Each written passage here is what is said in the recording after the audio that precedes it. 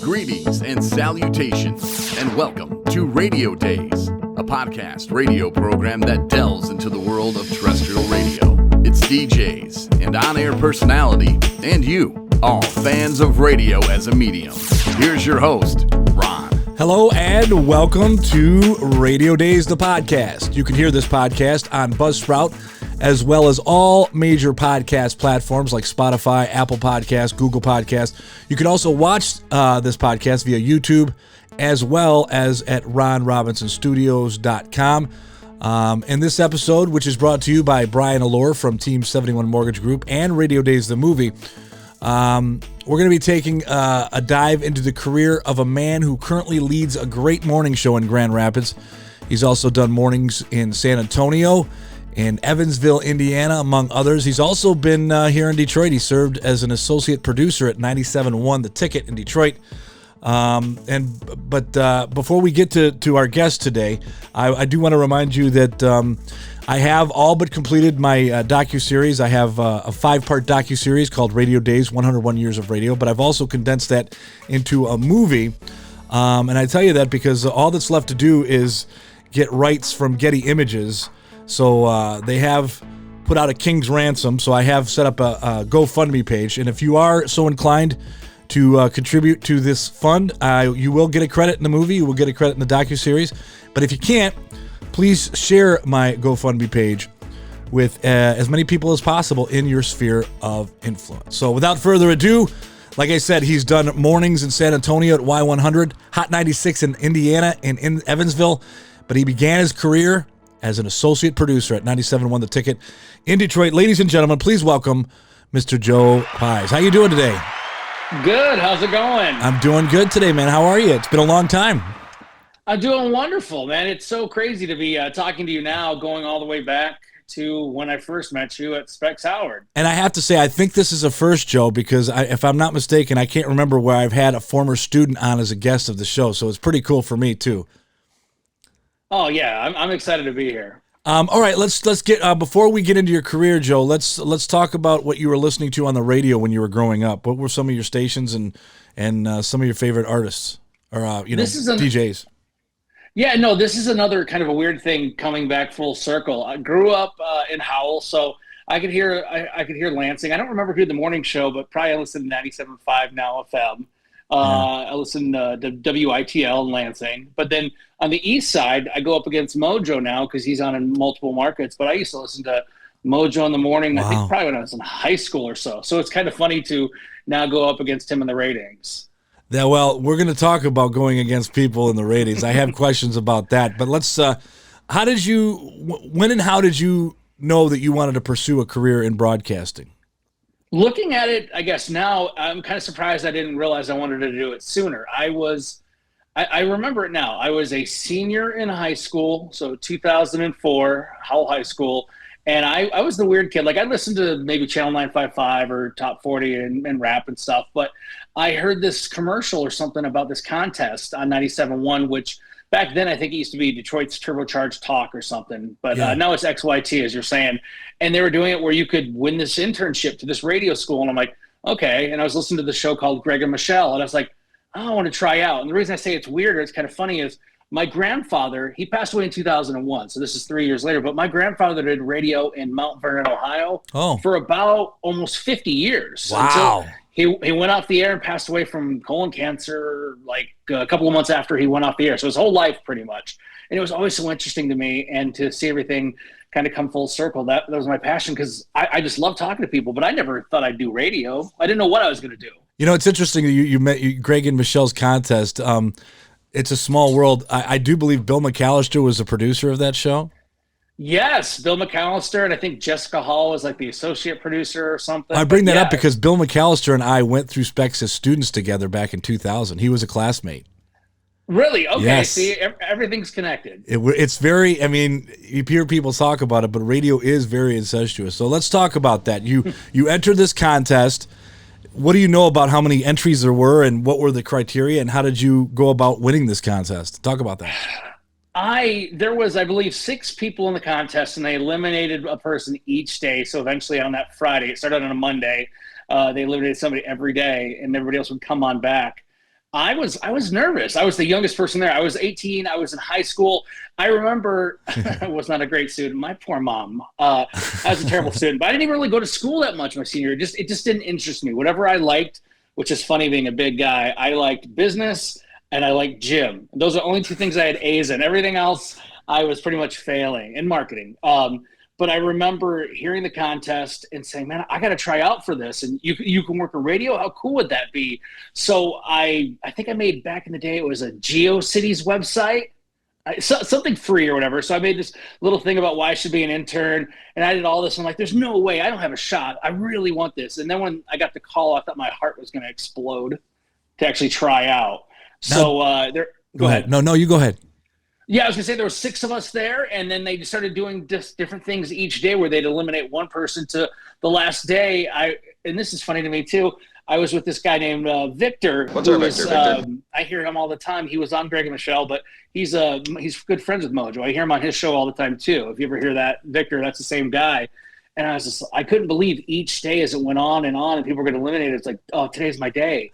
And then when it finally came down to it, it was just me and Victor in this kind of intern battle where we had to do typical intern things like, all right, you got to go get coffee. And it's like, okay, you've got $10. You got to, get the best lunch or something. You go get food. And I don't know. I did the best I could, but I didn't think I was going to win. Then it came down to the final, almost a Survivor style, where they pull the names out between the 4 people on the show about who the winner would be. And I ended up winning 3-1. And that's kind of how I got here talking to you.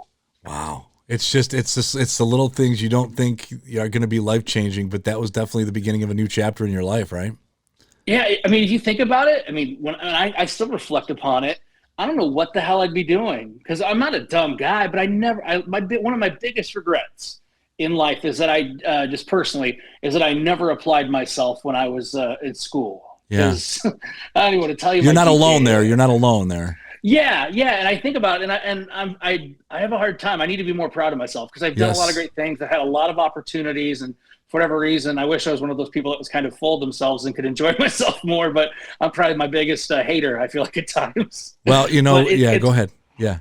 It's just crazy. Like, I don't know where I'd be right now, Ron. I don't know what I'd be doing. I'd find a way to get by, but it's just the fact that they even responded to my email and I got into that contest and I won. And here I am. Did Greg and or Michelle ever tell you what it was that, because I'm sure you asked, what was it about me that put me over the top?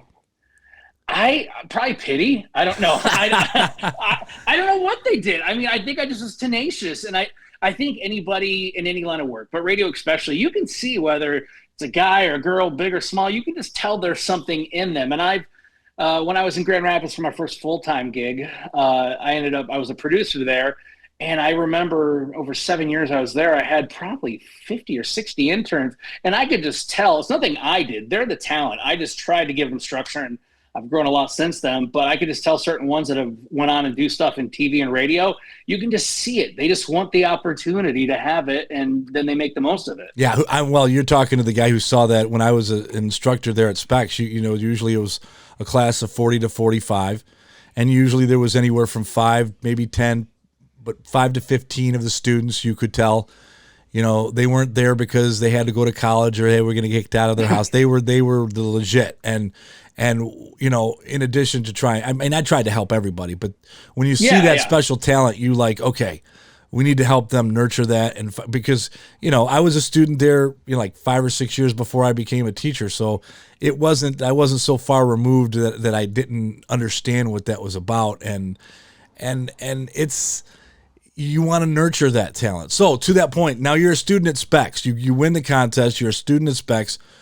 Did you ever get over? Like, I remember, like, you were a standout student. I remember. I think they called you Flounder, right? Isn't that what they called you? Yeah, Greg and Michelle, when I was interning for them, and this is just talking about, I guess, faking it till you make it. Greg plays this drop from Animal House, and it's like, from now on, your name is Flounder. And they asked me if I'd seen it. I'm like, yeah. I don't know what the hell. I thought of maybe The Little Mermaid. Like, that's the only Flounder that I knew about. But it was from the movie Animal House, and I'll never forget that now. But I went home and I BS'd them on the air. But I went home and I watched that movie. I had to go try to find it and run it at the VHS store.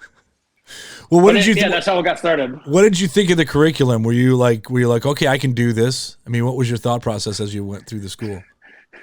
Just like regular school, I was nervous as hell. I'm like, what if I failed this place? But I liked it. There was I just felt like I was probably almost a brown noser. I wanted to learn everything I can because once I got that opportunity, I didn't want to screw it up because I knew this is what I wanted. But I was nervous because when you start out, I don't know if it's still the same at the school now, but you did radio and TV. Yes. That's why they called it RTV, like radio TV. And I was like, oh, crap, I don't know how to be a director. It was interesting to me, but I'm like, I just want to do the radio part. What if this keeps me from my dream because I can't take the proper camera and get everything set up? So, well, it's funny you say that because when I was a student, it was very similar. And, you kind of make the choice halfway through, but that first 4 months, you're doing both radio and television. And I've said this on this podcast before. When I was doing the technical director position on the video side, because I was like you, I'm doing radio. Yeah. That's why I'm here. I wanted to get into radio. But that operating that switcher and being the technical director, that made me pause and say, wait a minute. Do I want to do this? But eventually my goal set out and I was like, I wanted to be in radio. Was there ever a moment like that where you're like, oh, I could see myself doing this? Or did you just kind of push through to the radio? I think I still can kind of see myself now doing TV, but I guess back then social media, yeah, it was there, but it wasn't the same thing. Now anybody, like, look, right now you have this video podcast that we're doing, and it's just anybody has the tools now. Back then, it's if you want to do that, you had to get into TV, but I love, for example, doing a lot of man on the street bits, even just talking to people. And I did that very heavily when I first got my first full-time gig in Grand Rapids. And I think that's how I met a lot of people and it just be a stupid topical question or something. There was something saying that like Wisconsin should get the Upper Peninsula. So I went and hit the streets, did stuff. And, I'm sure I thought I was funny at the time, but it was fun to go up there and talk to people and get out there. And that's the part of the TV I kind of liked. But even right now talking to you, I'm like, oh, don't sound too dumb. Don't sound too dumb. No, man, you sound great. And that's the thing, though. It's like as far as a news broadcaster, as I've spent more time in radio and become friends with TV people or meteorologists and everything along there, I just couldn't imagine having to be reading the news straight because I would be terrible at it. First of all, they'd kick me off. But I like the personality I get to have with radio and communicating. I get to be myself. So you, from 97.1, which is you were interning there, during the contest win, was your first job in Grand Rapids or was it San Antonio? If you're saying first, I guess how about paying job part-time? Yeah. I worked at the station from 2004 till about 2007. I was with back then it was Parker and the Man, Rob Parker and Mark Wilson, and I was like kind of their associate producer, helping out with all that, working on a nighttime sports show. My first full-time gig, which I never thought was going to come, almost 3 years later, was in Grand Rapids. At the time, it was Thunder 94.5. Now that station's 94.5 The Q, but they moved the country station to 107.3 in Grand Rapids, just, I guess, to probably a better, bigger signal. Now, but you started there as an executive producer, but you turned that into a morning show. How to talk about that transition? Dude, it was tough. And I always feel like I try to be honest with people, but I always feel it's like sometimes I'm bringing them down. But I was so excited for this opportunity. I just moved to Grand Rapids in 2007. It was only an hour and a half from Howell to Grand Rapids where I moved, but all my friends were in college. It was 21, we could drink. That was the first time living on my own. I never felt so homesick, even though I was only like an hour and a half away. I remember I stayed for the first month or two with Michelle McCormick, who is she's like a second mom, but like a radio mom as well. I remember staying with her in her son Mason's room, and I remember crying because I'm like, I don't have any friends. This is so tough. Why did I move out here? And I just starting out with that opportunity and getting into it. Well, it was just awesome. So I kind of rambled on right there. No, that's okay. But what was the rest of the question? Oh, I just wanted. How did you turn an executive producer position into doing a morning show in Grand Rapids at 94.5? So I'm there doing this, and to get my first full-time gig as the executive producer in Grand Rapids and like third chair producer thing, I had to work from 1 a.m. till 11 a.m. It was a weird shift. I was like the solo op, which doesn't even exist anymore. But if you're in radio, you know this. But if not, it's the person that has to go punch up, do meter readings, make sure the transmitter is working. The biggest thing, the main reason I was there and anybody's there, make sure the commercials get played. Make sure we actually make the money. Right. So I did that, and I just agreed because I wanted my opportunity. I didn't like the idea of working one to whatever, but I did that. And about not that far in, I was like 2 or 3 months in, I couldn't handle it. It was just, I was like, am I going to quit? And unexpectedly, my dad passed away. I'm like, oh, that was sad. I was 21. I'm like, maybe they'll take pity on me and take me off this damn shift. I don't know why I thought that. Yeah. But my boss told me, and the thing I've realized so much more, and I had no idea what they meant at the time with the context of it. But he called me Flounder or Joe. But he's like, Flounder's like your big engulfing fire that's just consuming everything. Like for certain people or where it's at, I guess in the company or in the building, they may not even see a little bit of the smoke. Like Right. So it's just like, okay, it's all in perspective. So I just gritted my teeth and went like another year or so. And eventually they took me off of that solo night, overnight thing. And I got to be the producer third chair. And eventually 5 or 6 years later, after Steve Stewart or Scrubs, who is, where's he at? In Orlando now, I believe, with Cox. He's the big boss out there. He went and took a job, I believe, in St. Louis. And they gave me an opportunity to roll up there and work with, who did I work? It was Paul. Yeah, Paul Longuski, who is out of Radio Now. But him and I got to do the morning show together. And that's your first morning show. What talk about what kind of bits were you doing? What kind of show did you do? Man, I'm sure you look back at it now and it's like, oh, that's bad. But that's where you learn. You make your mistakes. I look back to yesterday's show and say that was bad. I mean, but I'm trying to think. I think we were really trying to be interactive. We were trying to be silly. Same thing even back then, trying to make people laugh. We're not experts on anything. We're just trying to have a good time. We're trying to be out there, just meeting people. I don't know. I just remember having so much fun and having the opportunity. By then I was like 25, 26. And I felt I was watching other people that were younger than me, like first starting out in radio, doing other things. I'm like, all right, I finally have a chance here. And it was awesome. I ended up being at that station for 7 years. And that's what I want to ask you about, because my first job in radio was at WJR, but my first full-time paying gig was at a station called WKLA in Ludington, Michigan. And okay. I remember I was there for 2 years, and I kind of got some guidance from Dick Kernan. Hey, you might want to step up to the next level. 7 years is a very long time to be at your first full-time paying job. What was your next opportunity, and were you just ready to get out of there? Talk about that transition to your second job, because I contend that the jocks learn more from their second job than in fact they do from their first. I learned a hell of a lot from my second job, but to be honest, I didn't want to go to my second job. I did not want to go. I figured a lot more out, and I figured it out a lot more as I've gone on in my career, which most people do. Experience sometimes is the best teacher. And I was like, oh, wait a minute. Cumulus, I think it was Cumulus, not Citadel, but either way, Cumulus at the time, they're launching a country morning show to Nashville. Oh, that's cool. Okay, Blair Garner, who's this guy? Okay, cool. And then I'm like, oh, crap. They're going to put them on a bunch of stations. I wonder if our station is going to be one of them. So I kind of could see the writing on the wall. My GM at the time was a total oh man, what's the word I can say? Because this is being recorded. Terrible person. So you can call him. He was a toolbox. You can call him a toolbox. Oh yeah, for sure. That's putting it politely. So it just wasn't working out really well, and I could just tell him like, man, like the first chance they get, they're probably going to get rid of me just because me and that guy did not click. He just was a creepy dude. So I talked to Michelle McCormick, and she actually knew somebody down in Evansville, Indiana now it's, I believe, Midwest Communications. But at the time, it was very small. It was a 9 radio cluster in Knoxville, Nashville, and Evansville called South Central Communications. So it was a small family-owned business, and they were looking for a morning show host. Adam and Shonda were a morning show team, and they ended up getting, I think, a gig in Austin, somewhere in Texas, I believe. But they got to go to a big market, and they took that opportunity. And I was like, Evansville, Indiana, where the hell is that? I heard of Indianapolis, but Michelle told me about it. She said, hey, make an air check, send it to this guy. And I ended up sending it in, and I ended up talking with Tim Helsing. I'm probably saying his name wrong. You ever feel bad that you don't know somebody's name even though you've known him forever? Yeah, I'm bad with names too, but I understand.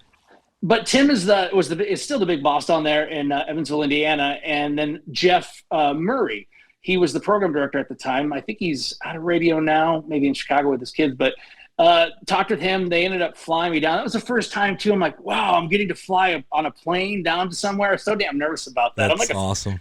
I'm like the small town kid that's never been anywhere or done anything, but getting to go down there, and they put me up in this hotel, and it was like, This is so dumb. I was like, oh my God, this job must be amazing. Because the hotel they put me in, because Evansville's not that big of a town, but the hotel they put me in, I remember taking a shower and it had faucets or like shower heads all over. So I was getting sprayed in the face about like my butt. I'm like, wow, like they're doing it big. And we had this big fancy dinner where, easy just to write off. But I was like, I'm getting a wedge salad. Holy cow. Like, this is so fancy. Well, we're moving on up. Oh, hell yeah. So, but no, I went down there and same thing. It's every time you interview, I got more confidence. I went on and I could tell either it's happening or it's not. But I was like, I hope they call me. And then they did something too. And I thought they were slow rolling me or just blowing me off. And it's like, hey, we appreciate you coming down. We're not going to even really make a decision probably for another month and a half. I'm like, oh, damn.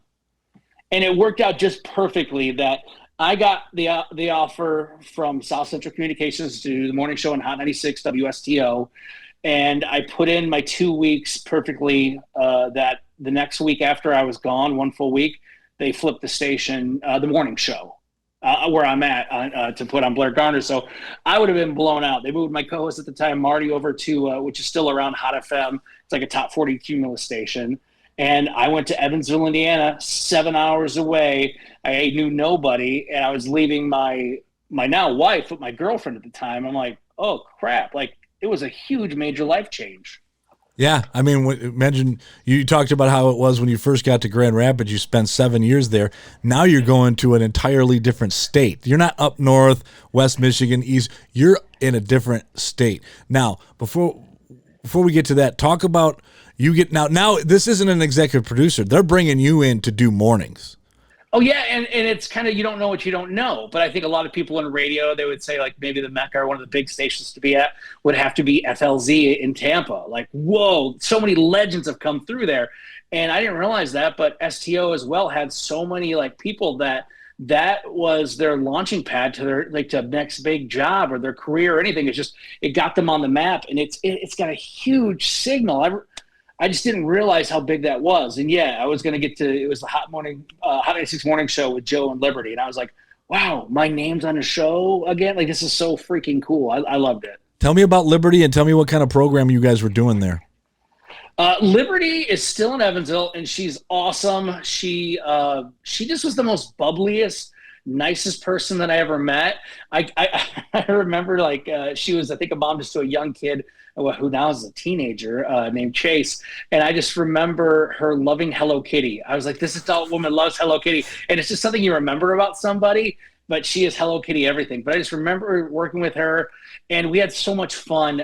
We were very active as well. Anytime we could be on the streets. I don't know if you've heard of it. Have you ever heard of Fall Festival in Evansville, Indiana? I have heard of it. I've never been to it, but I have heard of it. It's funny when you interview for a market, and I don't mean this in a bad way, but I just laugh looking like, yes, and Evansville, Indiana has the second biggest street fair in the country or something like that. And it's true, but down there for Fall Festival, it is just a bunch of different booths. They raise money for charity, but it's just like a quarter mile or however far it is, maybe a little bit bigger, of just booths with deep fried fattening food. It's just pretty much like one fattening food after another. It tastes great. But like everybody and their mother in Southwest Indiana loves it and comes to it. So we went down there, and I remember Liberty and I doing a bit called, hey, can I have a bite of that? And we would record on our camera. I think we had like a flip cam, to tell you the time, but then eventually a cell phone. And we'd go up and randomly, as a competition. And I don't know what it is, Ron, when I am just, I'm just saying me, but if I was to leave my house right now and just go talk to somebody in the street, like for the radio, I'd have no nerves at all. I could just do anything. You couldn't embarrass me. I could do it shirtless. I wouldn't care. And that's how I was down there. I'd go up to somebody, this guy or this girl, young or old, and they'd have like a thing of like mashed potatoes and gravy. They just got it because I'm not having seconds or anything. I'm like, oh my gosh, it looks so good. Can I have a bite of that? And they look at you. I'm like,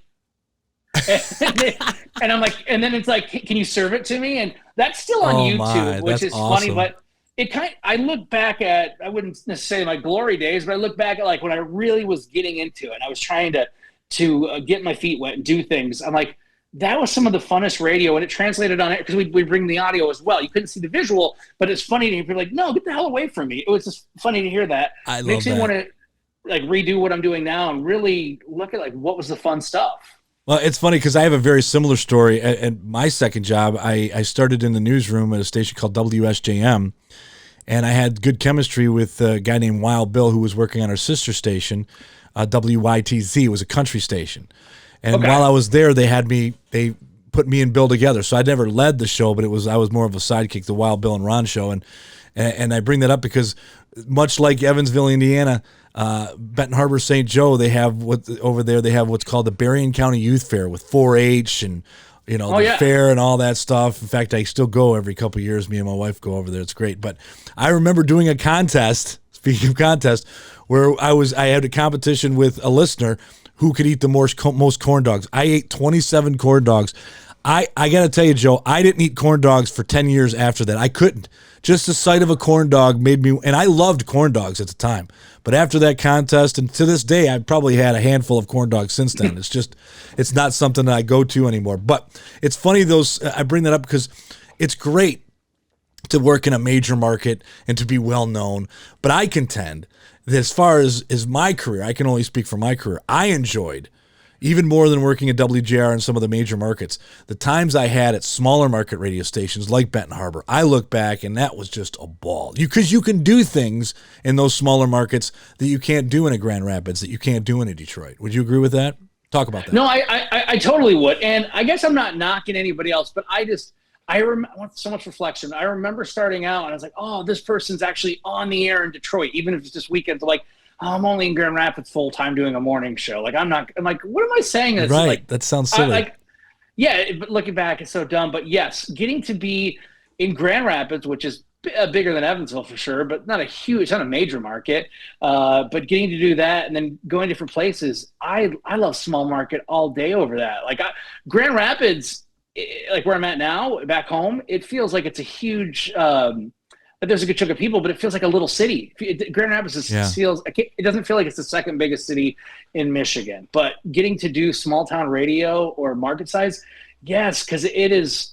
They always say like you're a small fish, a big fish in a small pond. Right. Not ego wise, but yeah, the actual connection you get to have with your community.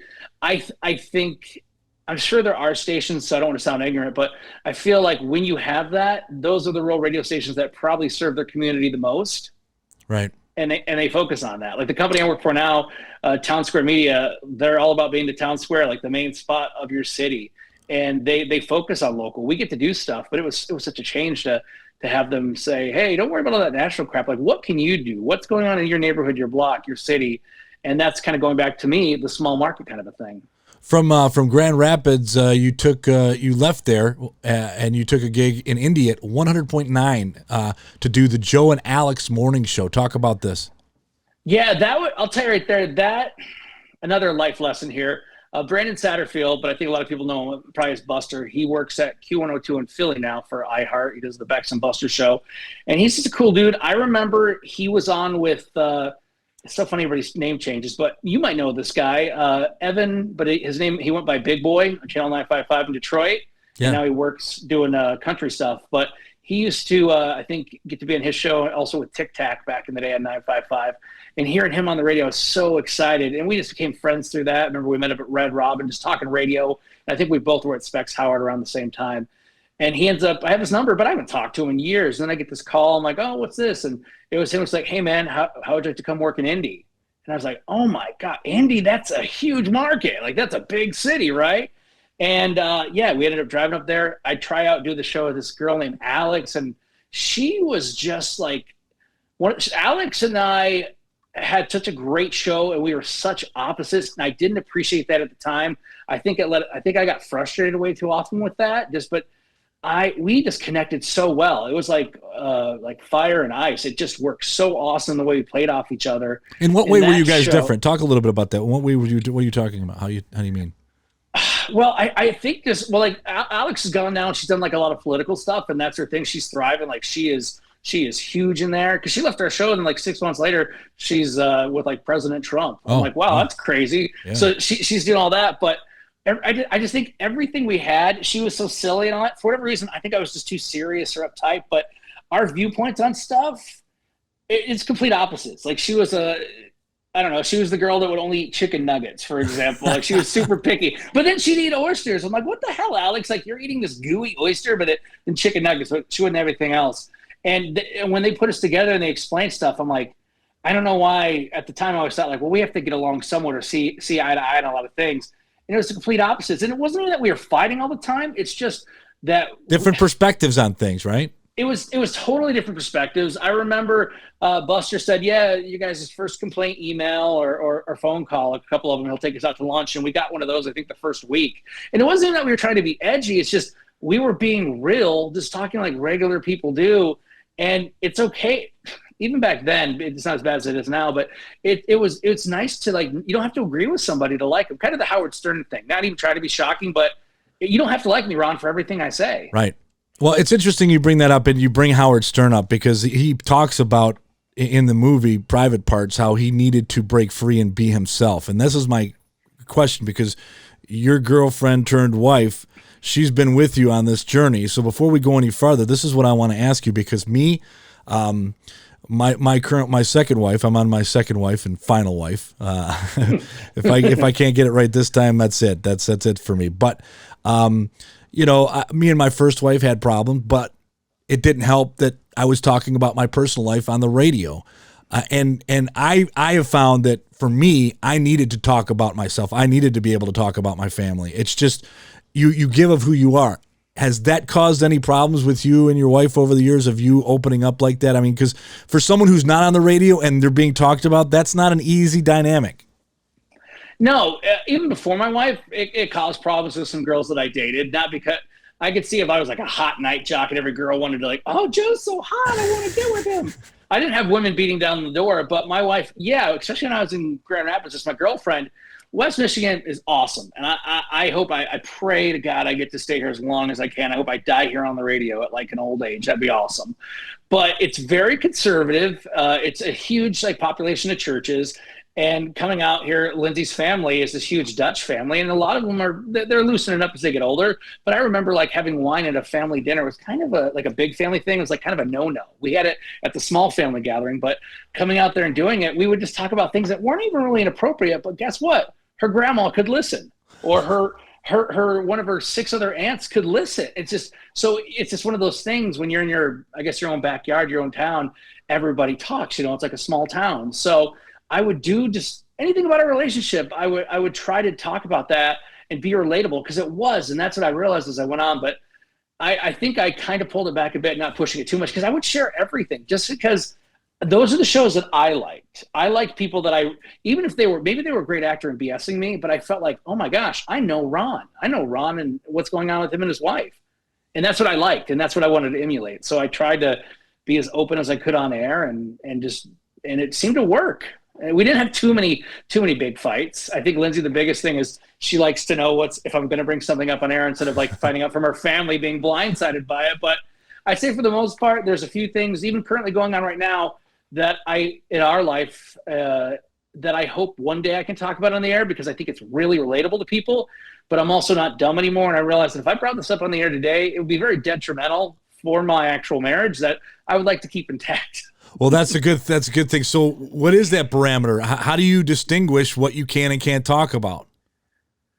For me, because that's not easy, For me, and I don't think I'm better than anybody else, because I've worked with people they were the complete opposite. They wouldn't share anything, and I think you got to be somewhat open with your life. But they were so just, I'm only going to be this radio person, and that's it. I'm not going to bear everything that's going on with my life. My only, limit or measurement of that is probably how would it affect my wife, and is this adding to anything, or is this, like I said, being shocking? Because that's an awesome barometer. I kind of. Yeah. I was going to say, I don't know what the hell. I was like, I know it's not a thermostat. No. But I'm like, what will my wife, will this actually relate to somebody? Because and Lindsay's been pretty damn good. I give her credit all the time, because I don't think I could be on the opposite end. If I didn't like radio, I'm like, you can't talk about that. But she is good, and she even gives it right back to me, which is my favorite part. The listeners love it.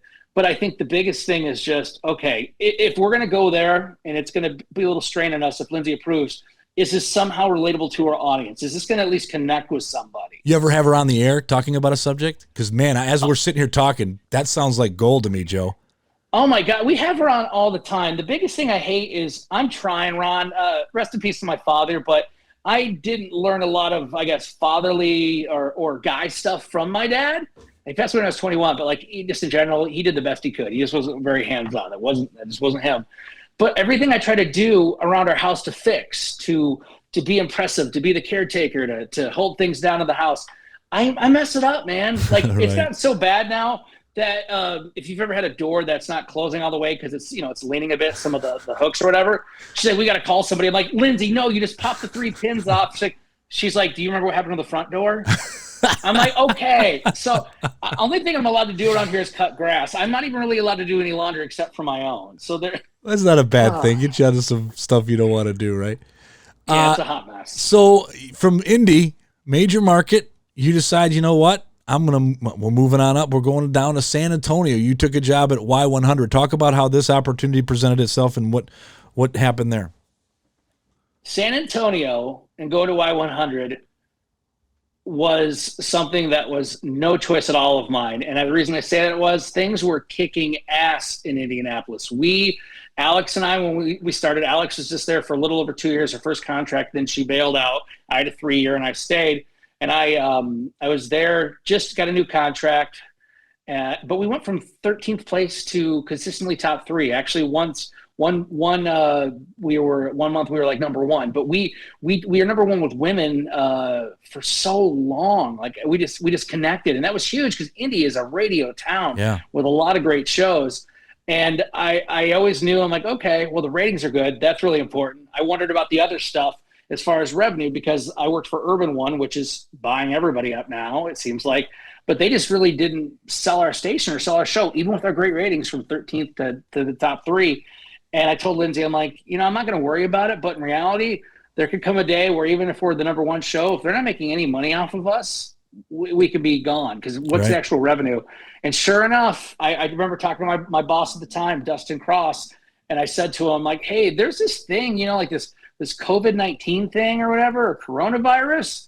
I was like, what do we need? Are we going to start talking about this on air? It seems like it's getting more serious. Like, oh yeah, we'll talk about it when you get back. Probably because they knew they were going to blow me out. I was on vacation in Costa Rica.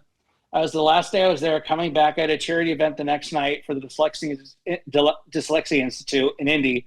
And I get a call. I'm like, oh, I wonder what my boss wants. And I knew my co-host Mackenzie was going to be leaving to go to do TV because she's a talented woman. She's beautiful too. Like she does modeling and she's an endorser for different car dealerships around the country. So she's very good as far as TV as a personality. She's very bubbly and great.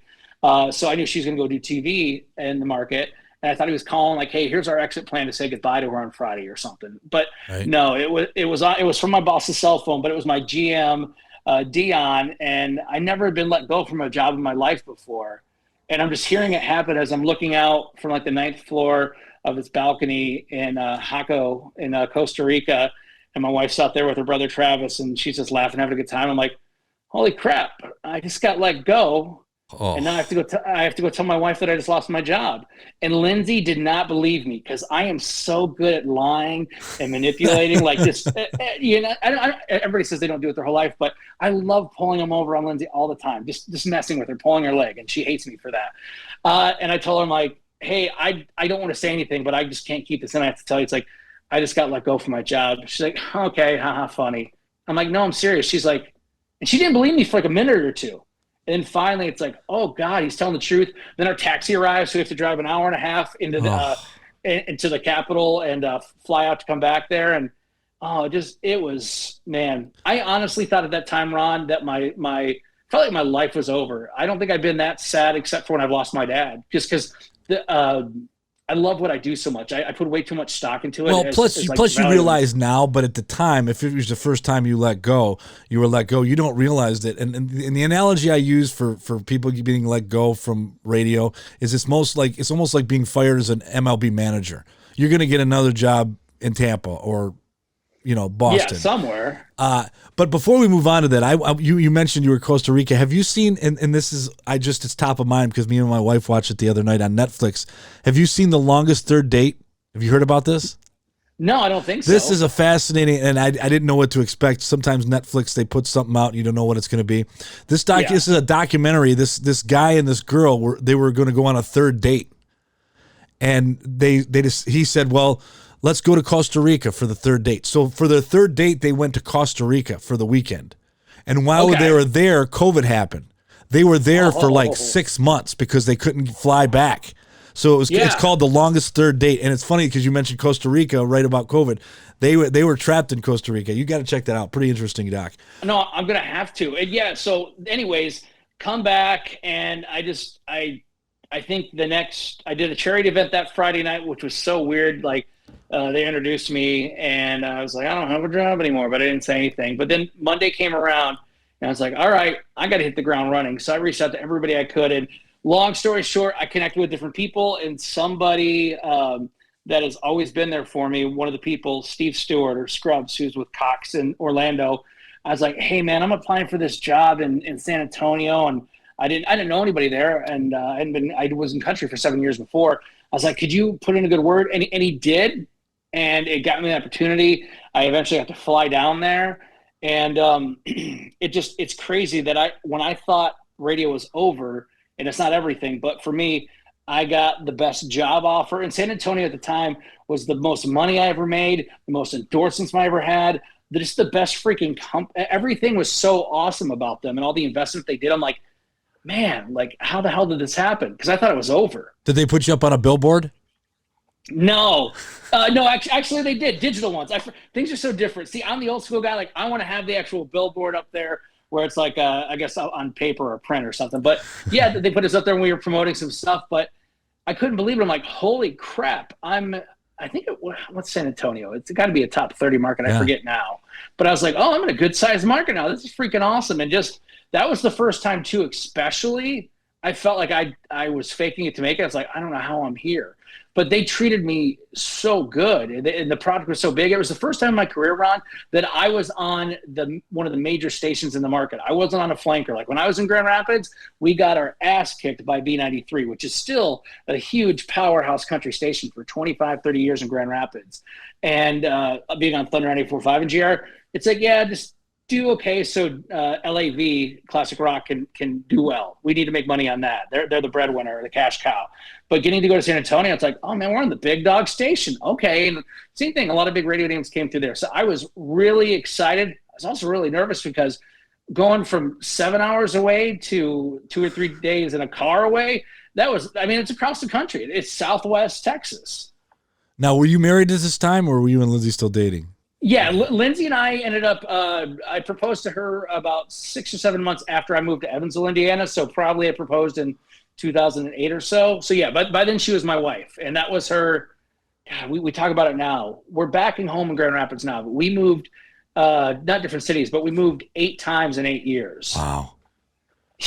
She's like, I'm never moving again. Like, I love you, but if you go anywhere else besides Grand Rapids, it won't be with me. Oh, well, San Antonio, there's worse place for. I mean, I've spent some How awesome is the Riverwalk? Oh, the San Antonio, the people are so nice, so welcoming. The whole thing was awesome. Fiesta was cool. I kind of missed out on stuff because of COVID. Really, I couldn't believe they hired me, Ron, because I get there and I remember, this is how dumb I am too. Up here in Michigan, we're like, hey, it's Cinco de Mayo, yay! But down there, it's like 75% Hispanic. It's like, no, we don't do that. We're not, this isn't let's get white girl wasted off margaritas. We don't do that. But yes, getting to go down there was just amazing. The Riverwalk's so beautiful. When we brought my mother and father-in-law down, we took them there, and it was just so cool. So much history. I still feel like the Alamo is really overrated, but hey, that's just me. Either way, I feel the same way. But it's so small, right? Oh, it's very, very small, and I appreciate what happened there, but it's also weird too because they've kind of bastardized that area. It's you walk by, and a lot of cities do it too. It's Ripley's Believe It or Not and other stuff, and I'm sure the local residents like this sucks. Yeah. But overall, though, no, it was so fun being down there. I just unfortunately it was the most money I ever made, but I was still too poor to afford an in-ground pool, which is probably like $80,000. So I was hot. It was so hot in San Antonio. I don't know. you're a tough type of people. People say they can never live in Michigan in the winter and the snow. I don't know how people do that and play sports. Oh my God. I just had to stay inside and sweat. Now, as far as your program, how was it different? Now, at this point, you're probably like, okay, I know what I'm doing. You think so? My biggest thing is I wish, and I'm getting there now. I have a really good support staff, and I get the most coaching I've ever had in my life currently, which helps me a ton. I was really uncertain about myself because it was going back to the country format. It was very conservative. I'm not an edgy, shocking guy, but I'll say stuff that's funny, and I'll try to make it so that the kids don't understand. I'm not, I've got to be realistic, but I'll say stuff, but that wouldn't fly down there. Yeah. Whatever that language might be specifically, or that topic or anything. And the one thing is, they brought me in for a certain reason, and my co-host is really talented, but we did not connect as far as visions of the show and how things would be. I don't try to be sloppy, but as we talked about earlier with TV and being news, Ron, I anytime I do an entertainment report, or if I do anything, I'm going to be the guy that stammers and talks all the way through. Now, if we have a conversation, I can BS with the best of them. But actually trying to do that, I wasn't the greatest. And I think we just had a lot of we saw differently on that. So I used to think a lot of it was just me. And I want everybody to like me, still do, unfortunately. And not having that connection and just kind of us getting a little bit farther apart made me feel like I was doing things wrong. And then we'd have more meetings here and there about, hey, tighten this up. And then to me, it was a kiss of death. It was a PPM market. In country, you play the hits. Like usually most country stations, you play a good chunk of music, but that's what your audience likes. And we ended up getting to the point where we were air checking. And it's like, guys, this break was 2.5 minutes. It's too long. And I just like, oh man, this sucks. Because like now you're adding restrictions to what you're already, that's not good. Yeah. Yeah. And I'm not the guy that thinks I should talk all day, but I'm like, man, if a break's 4 minutes and it's good, we can do that. And I'm also I get why. And sometimes now we'll do live calls if we can. We'll record them if it's during the sweep, like, of course, to edit it. But down there, I was so used to doing live calls and just the interactions you have. Sure, they can go sideways if a caller is not ready or on speakerphone or Bluetooth. But it was so hard to go down there, and everything was canned. We had to do second date update every day, which I understand it works, but I didn't like it. I don't like things like that. That's not my thing. So it's one of those things you walk in, it's like, well, this is what we do. I'm like, oh, every day? Okay. But I mean, it worked, and that's what they liked. So it was hard to have a vision of what I wanted to do. And I felt like it wasn't actually going to pan out that way and do it. How long were you in San Antonio, Joe? Oh boy. I was supposed to be there for 3 years. I signed a 3-year contract. And then unfortunately, maybe you know, maybe you don't, but a really beloved show here in Grand Rapids at the time on Mix 95.7, the station I'm currently the morning show on. It was originally Connie and Curtis, but before I got there, it was Connie and Fish. Well, Connie, I believe, had a form of cancer, and she passed away really quick. And so she pretty much was up on the radio doing some stuff from home, and then she ended up passing away. And her co-host, Fish, who I think they worked together on and off for 20 years at least, he ended up just, I think, something, not all the behind the scenes stuff, but pretty much I think it was known that after his contract was up, he was probably going to move on for multiple reasons, but also that's hard, man. It was a constant reminder. And I heard they did a huge tribute show to her just the last week or so as well, just kind of reflecting on all that. So I got to come in there and do that, but it wouldn't have been possible if Connie wouldn't have passed away. I'd still think they'd be doing a great show here. Now, because in October of 2021, as you mentioned, you moved back to Grand Rapids to do the morning show at Mix 95.7. Was that something they sought you out when that happened, or was it something you applied? How did that transition go? How did you go from San Antonio back to Grand Rapids? Tell me about that. It's several things. Yeah, I it's just a reality, unfortunately, working in radio, and I'm sure TV is the same, but like I work now in Grand Rapids. If I quit, like I'm like, I don't want to do this crap anymore, or if I get let go, you most likely have a non-compete. Even if you want to be there, you can't. So, and I have that now. I was able to negotiate mine down, but I still, there's a certain amount of time I can't compete in this market. And I just assume, like, in reality, if I work for Cumulus, and I probably won't work for them again, at least that was my thinking, all I have is iHeart and then this Town Square company, which I didn't know anything about. And I thought that you can't come back. There's no opportunities. Like if you're one market, that's about it. You have to go to another market most of the time, it feels like. And then I get a call out of the blue And it's about like, hey, and it was Ken Evans, who I used to work up against. He worked on SNX and different stations. He reached out to me. Then Doug Montgomery, it's so funny. Doug Montgomery was the PD, and he did a bunch of stuff for iHeart back in the day at B93. And he was like the big guy in the company.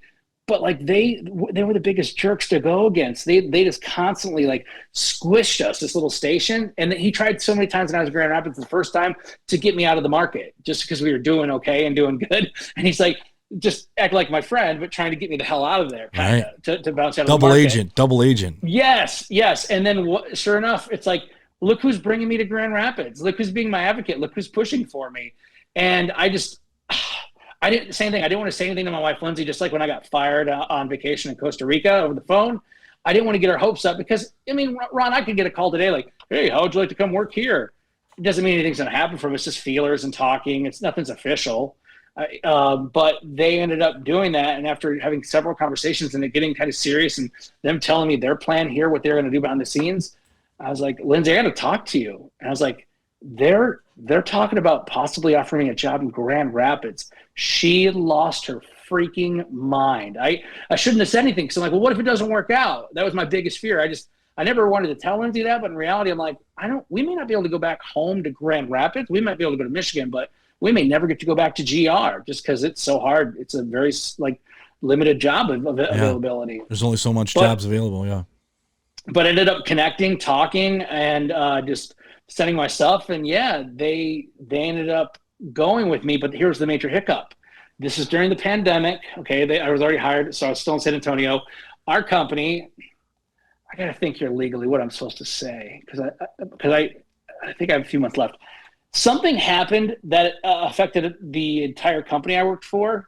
That was done by some bad characters on the internet. It happens to a lot of radio companies, but we were going through something that we weren't necessarily publicly addressing, but it was crippling us on the inside from outside people on computers. I think you can probably figure that out, I guess.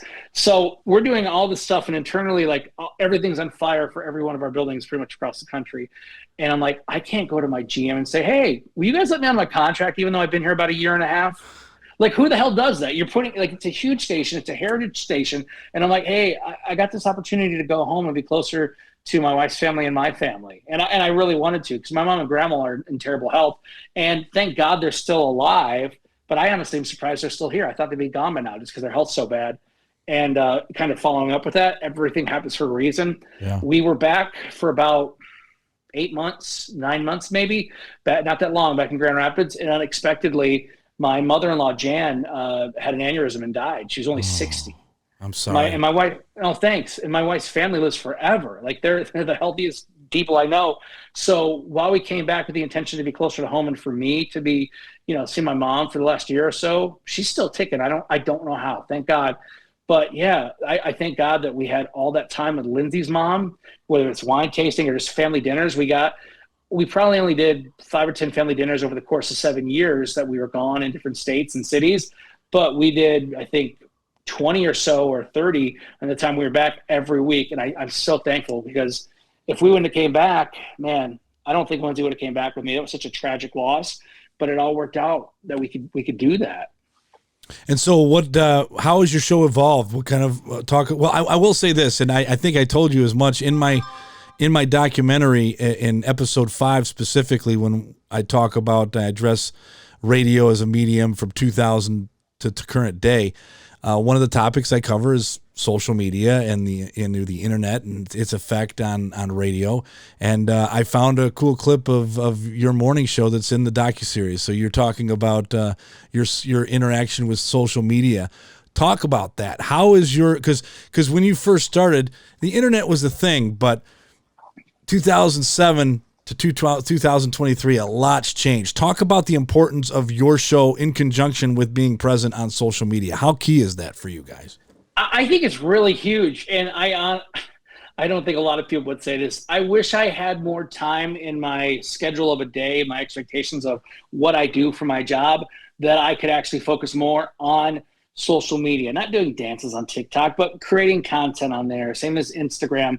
We do so much, not social media, but we at Town Square, we write 2 articles a day, like 10 a week. And so it could be about all kinds of local stuff happening. Which is very interactive too, right? It is. And I've got, you know, what's so funny, Ron, I can't use the proper there or to, or I'm like kindergartner level on all that. But I'm like it's so weird. I feel like I'm matured for even saying it, but it is a great accomplishment. But ever since my first quarter there, I've been like the top like LPV, the local page view person in the cluster. Like I've been hitting 1 million page views like the first 3 months of the year. Like I'm doing so well at it, even though I can barely write a paragraph with decent sentence structure. So I do well at that. I just wish I would, because that takes some time though. That's a lot of investment, just like show prepping and all that, being a morning show. I wish we could do more with social media, because my favorite time was when we were in Indianapolis, Indiana, and we did a crap ton of stuff as far as social media. Even just bits that we did in the show, we did such a good job of editing them and putting them together and getting them up there. Or if we did like a Facebook Live or an Instagram Live, I really like that, because I see shows like a great example. Maybe you've heard of the Free Beer and Hot Wings show. They're across the country, but they're based in Grand Rapids in Town Square, and they broadcast their show live with cameras, all this different stuff. But just having that content, it's a whole nother way to reach your audience, because people unfortunately can't be connected. And I think it's almost an expectation now that your show, like right now, like we're doing this podcast and it's on video as well. Like that, it should be. It's like, oh, you're just on there's no video, just an audio podcast. It's what you expect now. Yeah, that's for sure. Now you've been in radio a little over 15 years now. And, you know, there's for me, I could go on and on about all the cool things I've got to experience in my career. But I want to narrow it down. Do you have a favorite celebrity that you've spent time with or interviewed, or maybe a special time that you look back on with great fondness? That talk about a couple of your highlights as far as things that you were like, I can't believe this is happening. Pinch me. I think I will always love country radio. I think that'll always probably be my favorite genre to work in, and it's really because of the actual artists, the music, but just the artists themselves. And I feel like they're the most down-to-earth people, and they are the most accessible. They're easiest to deal with. I remember working in Grand Rapids, the Zac Brown Band, when they were touring. Instead of a meet and greet, they called it, I believe, an eat and greet. And you would actually go, they'd serve you dinner, and you wouldn't get pictures or anything, but they'd come by and talk to you at the table and talk to each individual person. I thought that was so freaking cool, that actual connection that you get there. And I've never had like a really terrible one. One funny thing that I was so mad at myself with about is that I got to interview, like a lot of radio people did when Garth Brooks was making this kind of comeback thing and doing everything, started touring again. I got to do it with my producer at the time, Chris, in San Antonio. And we were doing like a video setup like this, and somehow I was afraid it wasn't recording, so I set up something else. But anyways, instead of recording me on video, it got my audio, but it's just a blank screen, like an MSN Messenger kind of an icon. So you can see Garth and Trish like, what the hell? Like they're looking at me, and I'm talking to them. I'm like, oh my God, my chance to interview Garth Brooks and Trisha Yearwood, and I have no picture. That was pretty bad. But interviews, there's always just been so many awesome artists. I think I had the most fun when we go down for the CMA Awards, and we'd go to the tracking room with Charlotte McCoy. I still think that's out there. And I was so nervous to interview these people, Ron, but you would end up having, okay, here comes Dirk Bentley. All right, here's Kip Moore. All right, here's Miranda Lambert. I'm like, oh my God. Eventually it's just, you realize, oh, they're just normal people that look really good and smell good. Well, it's funny because it sounds like our careers, they're kind of parallel, because that's one of my favorite things to do is when I was doing the morning show in Benton Harbor, is we would go to the Country Music Hall of Fame in Nashville every year during the CMAs, and we would have like a, you know, it was like a who's who. I mean, we interviewed Tanya Tucker and Billy Dean. I remember Billy Dean sitting in a corner with a guitar playing Little Rubber Ducky to my son while he was waiting to be interviewed by us. But you brought up somebody a minute ago, and I told this story I believe on the podcast I did with Karen D'Alessandro. But my favorite moment in country radio, because much like you, I've loved working in country radio. It's been my favorite genre. I went, and you mentioned Doug Montgomery. I believe Doug Montgomery was the program director at a country station in Kalamazoo at the time. It might Probably. be okay, but there was a guy named what's his name? I can't believe I'm John Barry, who had moderate success in the early 90s, way before either one of us got into radio. And every year he would come to Kalamazoo and he would do a Christmas show where he would sing traditional Christmas songs. The guy has the voice of an angel. Anyway, yeah. He came to Kalamazoo. We're at the State Theater there. I'm in the lobby talking with Doug Montgomery and my show partner, Wild Bill. and we're talking about something. And on stage is John Barry's opening act that he brought in. And I could hear him through the doors. I excused myself from the conversation, Joe. I went to the side of the stage. One guy, acoustic guitar, rocked the house. I was blown away. In fact, in all the years of radio, the only time I've ever spent music is I went and I bought this guy's. He had his demo disc. It was like 10 cuts. It was on a verbatim disc. I paid $10 for that. I still have it to this day. And I took it back. There was one particular song that blew me away, and I knew this is a hit. And I went back Monday and I said, Bill, we got to play this on the radio. This is a hit. This is a hit now. We don't need. And he's like, no, because he was also the program director. Yeah. And he never played it. So 3 or 4 years later, I was a program director at a country station called KMAG in Fort Smith, Arkansas. And I'm inserting the weekend show, which at the time we were broadcasting the Jeff Foxworthy Countdown. I don't know if you remember that. And I remember his highlight new artist of the month. And he played the song, and it was the song that I had pushed to Bill saying we need to play this. And that song was called Chicken Fried, and that artist was Zac Brown. I saw Zac Brown 4 years before he made it. And what's interesting on that verbatim disc, Joe, 4 of the first 4 songs were on his first record. I don't even think they recut them. It was just right off of his record. Chicken Fried, Whatever It Takes. There was a couple of them. But those are the moments that you get, oh man, this is unbelievable, because you are right. These country artists are so down to earth, and it's such a fast. So that's my favorite. It's kind of interesting. We both mentioned Zac Brown, because what an artist. What an artist. Oh, incredible. I got to see, I got to see the Zac Brown band at Wrigley Field in Chicago, which being an open air stadium was a little bit like baseball. It was a little bit different sound, but holy crap. Like the performance, the music, the song, they're great. So, yeah, I think a hell of a talented guy in that group was just amazing. All right. Well, I do want to ask you something, and I prefaced it earlier. Earlier, we talked about you winning the contest that was put on by Greg and Michelle. And for people who don't know, they're back together. Greg moved to Grand Rapids. I think he was working on the East Coast there.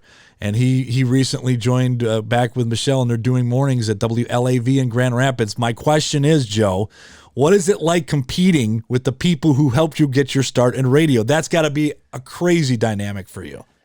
It is very crazy, because I think I have an unhealthy obsession of just wanting to win and do well. You got to beat them, right? I do. It's like, I didn't come back to Grand Rapids like, oh, well, that's cool. They're the 4th place morning show. No, I mean, I want to be the number 1 show. I got some big shows to go up against. But it's so funny. Greg and Michelle, once again, you and I wouldn't be talking if they didn't give me the opportunity. And it's crazy to think that it's been almost 20 years. Yeah, coming up in a year or two, it'll be 20 years since I kind of met them for the first time. And to go from staying in Michelle's son's bedroom when I first moved to Grand Rapids at 21, and she cooked and take care of me, helped do my laundry, just like I said, a second mom. And now it's like, I got to beat them. And they're so freaking talented. I still love those two. And that just show, even though they're competitors, and yeah, I do want to beat them because I'd like to have some ratings and revenue and keep my job.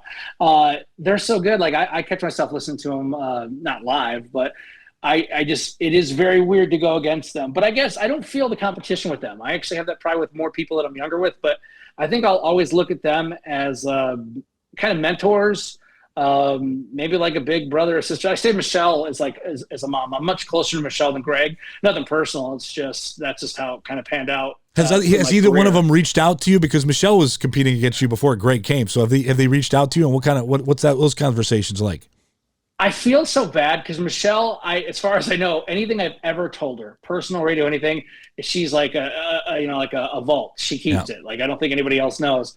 But I was so afraid with this contract thing that I was going through when I was trying to get out of leaving San Antonio with Cox, and like they let me out. I couldn't believe they let me out. I thought I was going to be screwed and lose that job and then not get this job in Grand Rapids. Any other person, if it was any other market, I would tell Michelle everything. I'd ask for all of her advice because she's a wealth of knowledge. She's so talented. She's helped me so long. But like, I can't talk to Michelle about this because one, it's in her market, right? But also, I can't tell anybody. Like, what if it's not just her, but like, what if somebody slips accidentally and this whole thing blows up in my face and I get sued or something? I don't have money for a lawsuit. I can't go to court. All these things happening that it was so hard not to tell her until like I was actually in Grand Rapids and going to start on air the next week. because I don't think anybody had a clue. Like nobody knew that I was coming back to Grand Rapids. Was she supportive, or was she like, uh-oh? Because I've had conversations with her. She speaks highly of you. She knows how talented you are. Oh no, I feel like, and I feel guilty, but this is me always feeling bad. I feel like, not that she was hurt or anything, because I'm not putting that much stock into me, but I think maybe at first she was a little disappointed that I didn't tell her, as far as like feeling comfortable, but I didn't tell anybody. I barely told my mother-in-law, and that was just because I needed to stay with her when I moved back, because we had to sell our house. But yeah, Michelle has always been my biggest advocate. Even now, as competitors, I still value and appreciate things with her, and she's always helped me out and always given me everything she could. So I really appreciate it. And I feel like I wouldn't be here without her. So the fact that she supports me still, that goes to show the character of who Michelle is and what she does and how she's always looking out for people all the time. I really just appreciate her. Before we wrap, Joe, this is something that I ask all of my guests. What, in your purview, what is the state of radio today, and what do you see for radio as a medium in the future? I don't know. I'm terrible at predicting things. I do think that radio sucks right now with what big companies do. With the exception of your morning show, everything else sucks.